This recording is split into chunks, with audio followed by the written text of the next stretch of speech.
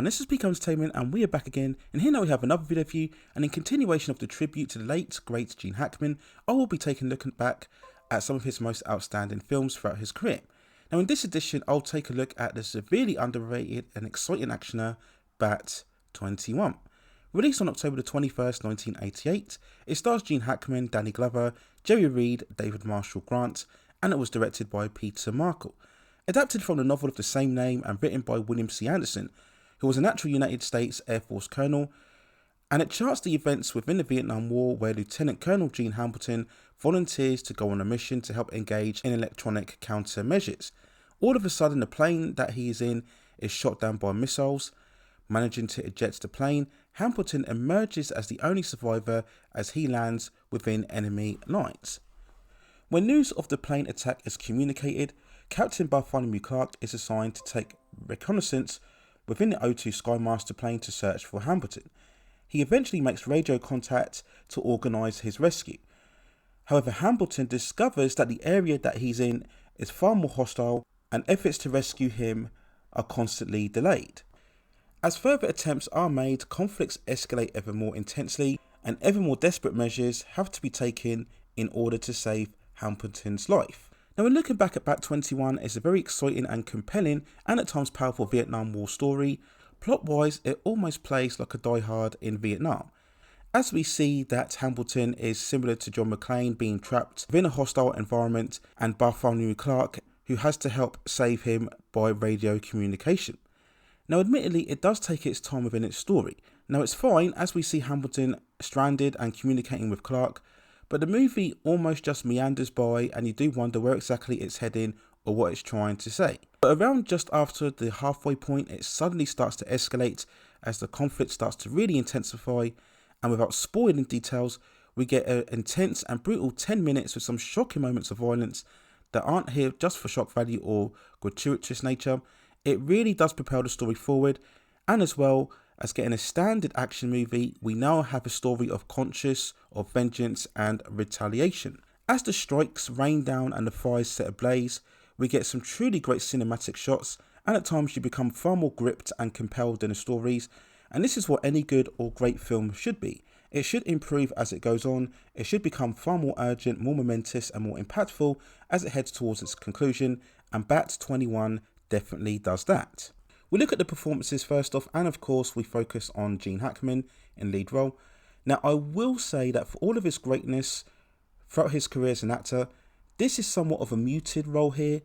Nothing wrong in terms of his actual performance, but this role isn't quite as impactful as his previous performances, perhaps because for around 80 to 90% of the film Hackman is just on his own.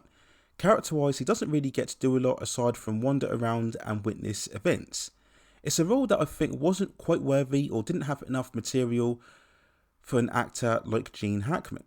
I would say that the far more impressionable performance comes from Danny Glover as Clark. Here he's a very likeable presence, very charismatic, and we do see a bit more of that inner conflict within his character, whether he should stick to orders or should he go all out to save Hambleton at any cost, and I think it's a really good role here. Of course he was just coming off the monumentous Lethal Weapon which was released in 1987. Now I'll also mention the role of Jerry Reed as Colonel Walker, who is a bit more of a cynical general at the beginning, far more dismissive of the conflict and again just going along with orders. But as things escalate towards the middle part of the film, he also exhibits far more of a vengeful driven personality, and these were the two characters that I believe were the best within the story. I also enjoyed Christopher Young's musical score, which really does elevate the movie's pacing in the second half. So when we move on to the movie's release, and sadly it wasn't a success, grossing around $31 million. Now I think a lot of this underperformance was the fact that at this time within the late 80s, the Vietnam War movie genre had been fully exploited, whether it was the first two Rambo movies, Platoon, Full Metal Jacket, Hamburger Hill. And Bat 21 probably just came across as yet another Vietnam War movie just like all of the others.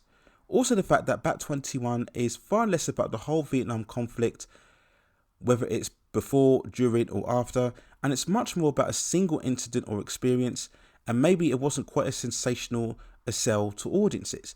But that shouldn't take away from the movie. Without question, one of the most underrated Vietnam films, very much like Brian De Palma's outstanding Casualties of War, where it's more narrow in scope but still compelling all the same.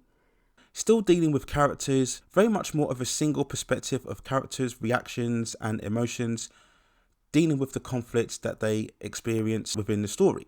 And as I've stated, this is a film that gets stronger as it pursues on, and it's definitely one of the most undervalued and underappreciated entries, not only within the Vietnam War genre, but also within Gene Hackman's incredible movie career.